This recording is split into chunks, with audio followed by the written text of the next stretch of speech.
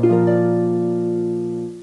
Students, स्वागत है आप सभी का भगवान Mahavir English academy online study classes में, जिसमें मैं पंकज कुमार स्वामी आप सभी बच्चों को इंग्लिश पढ़ा रहा हूं क्लास 3 to 10 तक। देखो बेटा, आज जो हमारा टेंस है वो है पास्ट कॉन्टिन्यूअस टेंस। मैंने आपको पास्ट सिंपल टेंस जो है उसकी एडवर्ब्स भी बता दी थी, उसके यूजेज बताए थे, आपको आइडेंटिफाई करने का जो है तरीका बताया था कि हिंदी वाक्यों में किस तरीके से हम आइडेंटिफाई करेंगे कि वहां पे पास्ट सिंपल टेंस लगता है। अब अपन बात करेंगे पास्ट कॉन्टिन्यूअस टेंस की। देखो, दो चीजें हैं इसमें, पहला तो है बेटा पास्ट और दूसरा क्या है, कॉन्टिन्यूअस। ये दो चीजें मिली तो क्या बन गया आपका, पास्ट कॉन्टिन्यूअस बन गया। इसका मतलब दो चीजें समझनी है, पहला पास्ट और दूसरा कॉन्टिन्यूअस। देखो, पास्ट का मतलब क्या होता है, पास्ट का मतलब होता है भूतकाल। क्या होता है बेटा, भूतकाल। और कॉन्टिन्यूअस का क्या मतलब होता है, कॉन्टिन्यूअस का मतलब होता है कोई भी काम जारी रहना। कॉन्टिन्यूअस का मतलब क्या होता है, कोई भी काम जारी रहना। इसका मतलब यह हुआ कि अगर भूतकाल में कोई काम जारी रहा था, ये हमें शो करना है, तो वहां पे कौन सा टेंस लगेगा आपका, पास्ट कॉन्टिन्यूअस टेंस लगेगा। तो इसके लिए अपन क्या लिखेंगे, सबसे पहले इसमें उपयोग लिखते हैं या यूजेज लिखते हैं। इसका क्या है, इसका यूजेज या किस लिए यूज होता है, ये किस लिए होगा बोलो, भूतकाल में कोई काम, भूतकाल में कोई काम जारी रहा था, जारी रहा था, यह बताने के लिए, यह बताने के लिए कौन सा टेंस लगेगा बेटा, पास्ट कॉन्टिन्यूअस टेंस लगता है। आ गई बात समझ में। अब बात करते हैं हिंदी वाक्यों में क्या पहचान का तरीका है कि हम ये बता सकें कि वहां पे तो सर पास्ट कॉन्टिन्यूअस टेंस लग रहा है। तो अपन लिखेंगे पहचान। क्या होती है बेटा पहचान, देखो, जिन वाक्यों के पीछे रहा था, रही थी या रहे थे आए, वापस देखो, रहा था, रही थी या रहे थे आए, तो वो कौन सा टेंस होगा, पास्ट कॉन्टिन्यूअस टेंस होगा। एक और जो बात ध्यान में रखने की है वो क्या है, इसमें कार्य शुरू होने का समय नहीं दिया हो या नहीं दिया जाता है। ये क्या बात है कि सर इसमें कार्य शुरू होने का समय नहीं दिया जाता है। मतलब ये है कि आपको ये तो पता है कि कोई काम जारी रहा था, लेकिन आप ये नहीं बता सकते कि सर कब से उस काम को शुरू किया था। देखो, जैसे अगर मैं लिखूं एग्जांपल, मदन रो रहा था, तो बताओ मुझे कि मदन ने कब रोना शुरू किया था। नहीं है सर, हमारे पास में कोई क्लियर नहीं है कि मदन ने कब रोना शुरू किया था। कौन सा टेंस है, पास्ट कॉन्टिन्यूअस टेंस है। देखो क्या लिखा हुआ है, रहा था, है ना। एक और एग्जांपल देखो, वे किताबें, या किताबें के लिए किताब लिखते हैं, वे किताब पढ़ रहे थे। कब से पढ़ना शुरू किया है नहीं पता है सर, लेकिन यह पता है कि पास्ट में कोई काम उस समय जारी था। एक और एग्जांपल देखो, सुनीता खाना पका रही थी, खाना पका रही थी। अब खाना कब से पकाना शुरू किया है नहीं पता है, लेकिन हाँ ये जरूर पता है कि कोई काम भूतकाल में जारी था।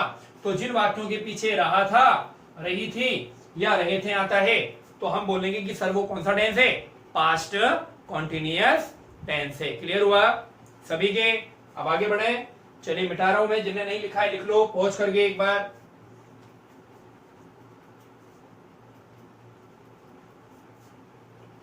ठीक है, मिटाते हैं। अब बात करेंगे अपन, सर वाक्य कैसे बनेंगे, वाक्य की संरचना बताओ हमारे को, यानी कि फॉर्मेशन ऑफ सेंटेंसेस या स्ट्रक्चर भी कहते हैं इसको, क्या बोलते हैं, स्ट्रक्चर्स। अब आपको सभी को पता है स्ट्रक्चर जो है वो 4 होते हैं, कौन कौन से, अफर्मेटिव, नेगेटिव, इंटेरोगेटिव और इंटेरोगेटिव नेगेटिव। तो उन्हीं चारों को क्या करना है, आपको यहाँ पे लिखना है। देखो हटा दूं ये सारा। चलिए सबसे पहले अपन बात करेंगे, एक सेकेंड, सबसे पहले मैं बात करूंगा अफर्मेटिव सेंटेंस की। किसकी बात करूंगा बेटा मैं, अफर्मेटिव सेंटेंस की। अफर्मेटिव में क्या होगा, सब्जेक्ट एज यूजुअल हमेशा आता ही है, फिर क्या आता है बेटा, हेल्पिंग वर्ब आती है। तो यहां पर सुन लो, हेल्पिंग वर्ब कौन सी होती है, वॉज या वर। ये क्या है, हमारी हेल्पिंग वर्ब है। क्या है बेटा, ये हेल्पिंग वर्ब है। फिर बाद में क्या आती है, मेन वर्ब आती है। तो क्योंकि यहाँ पे कॉन्टिन्यूअस का नाम है और जहां भी कॉन्टिन्यूअस का नाम आता है वहां पे वर्ब में आईएनजी लगाते हैं। तो अपन क्या लगाएंगे, वर्ब में आईएनजी लगाएंगे।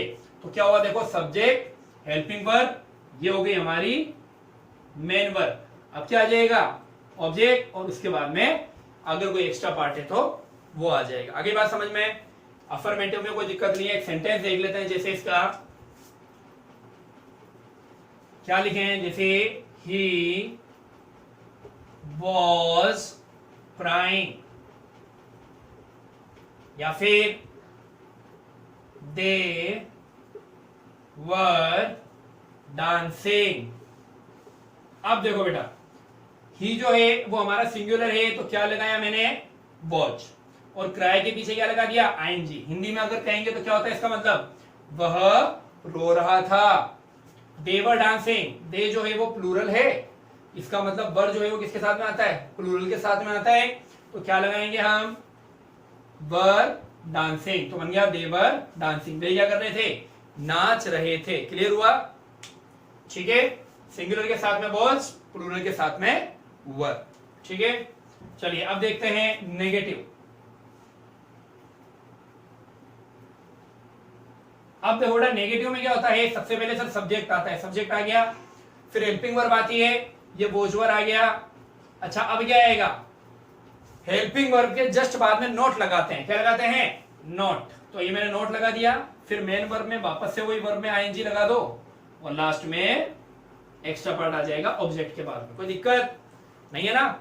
चलिए अब इस सेंटेंस को वापस से लिखते हैं। देखो क्या लिखेंगे, ही की जगह ही लिखा, बोझ की जगह बोझ लिखा, लेकिन अब क्या लिख जाएगा, नॉट क्राइंग,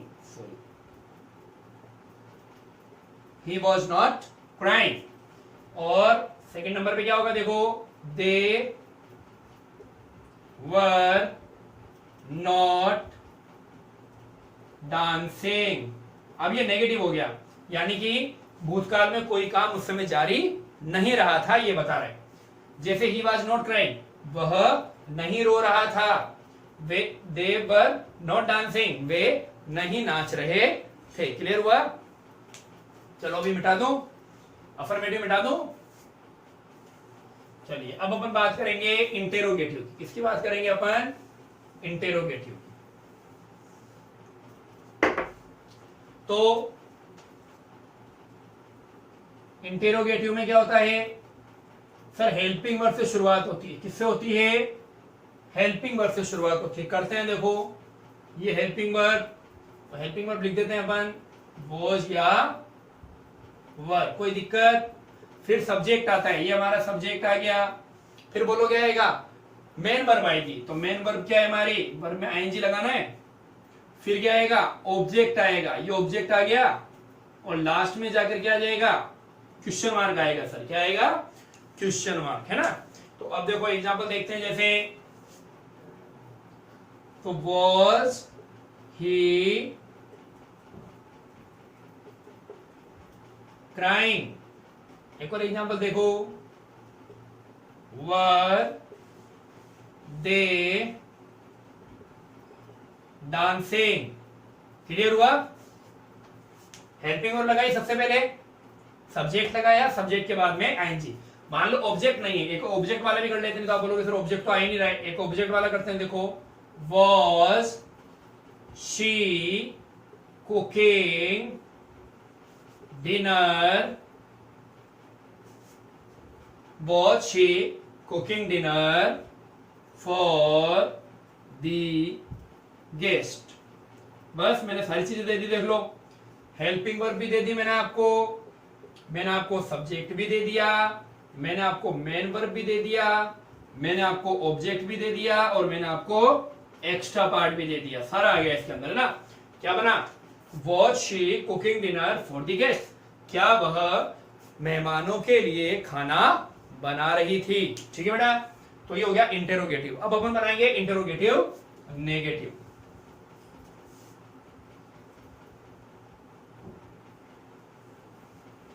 लास्ट फॉर्मेशन है अपनी इंट्रोगेटिव नेगेटिव, वो भी देख लेते हैं ताकि आज का क्लियर हो जाए। और मैं आपको 5 सेंटेंसेस जो है मैं देखे जाऊंगा और आपको उनको चेंज करना है। ठीक है, होमवर्क है वो आपका।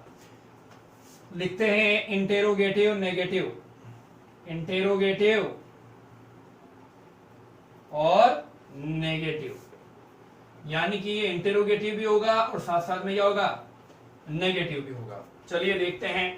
तो शुरुआत करते हैं। सबसे पहले यहां लिख देते हैं, सबसे पहले क्या आएगा बेटा? हेल्पिंग वर्ब, यानी कि वॉज या वर्ब। क्या आएगा? वॉज या वर्ब। देन सब्जेक्ट आता है, सर सब्जेक्ट लगा दिया, लेकिन नेगेटिव है तो क्या लगा दो? नॉट लगा दो। क्या लगा दो? नॉट। अब क्या लगा दें वर्ब में? आईएनजी लगा दो, लगा दी, फिर ऑब्जेक्ट लगा दो और लास्ट में वापस से क्या लगा दो? क्वेश्चन मार्क लगा दो। बन गया इंट्रोगेटिव नेगेटिव। चलिए एग्जांपल देखते हैं इसके भी। जैसे वॉज ही नॉट क्राइंग। ठीक है, दूसरा एग्जांपल देखो, वर दे नॉट डांसिंग। एक और एग्जांपल देखो, was she not cooking dinner। ठीक है बेटा, समझ में आया? Was he not crying, क्या वह नहीं रो रहा था? Were they not dancing, क्या वह नहीं नाच रहे थे? Was she not cooking dinner, क्या वह डिनर नहीं पका रही थी, रात्रि का भोजन नहीं बना रही थी। ठीक है, तो आज अपन ने देखा जो पास्ट कॉन्टिन्यूअस टेंस है उसको पहचानने का तरीका देखा। पास्ट कॉन्टिन्यूअस टेंस में जो है यूजेज देखा कि उपयोग कब होता है। फिर हमने देखा स्ट्रक्चर्स के बारे में, चारों जो फॉर्मेशन है सेंटेंस की उसके बारे में अपन ने चर्चा की। ठीक है, कल मिलते हैं नेक्स्ट वीडियो में इसके आगे का पार्ट लेकर। ठीक है, और जिन्होंने मेरा चैनल अब तक सब्सक्राइब नहीं किया है वो जल्दी से जल्दी सब्सक्राइब करें और शेयर भी करें इसे ज्यादा से ज्यादा अपने फ्रेंड्स के साथ में, क्लासमेट के साथ में, जो भी क्या कर रहे हैं आपके साथ में पढ़ रहे हैं। सभी के लिए इक्वली उतना ही इंपॉर्टेंट टॉपिक है जितना कि आपके लिए। ठीक है बेटा, कल मिलते हैं नेक्स्ट वीडियो में। तब तक के लिए take care and bye bye, good night.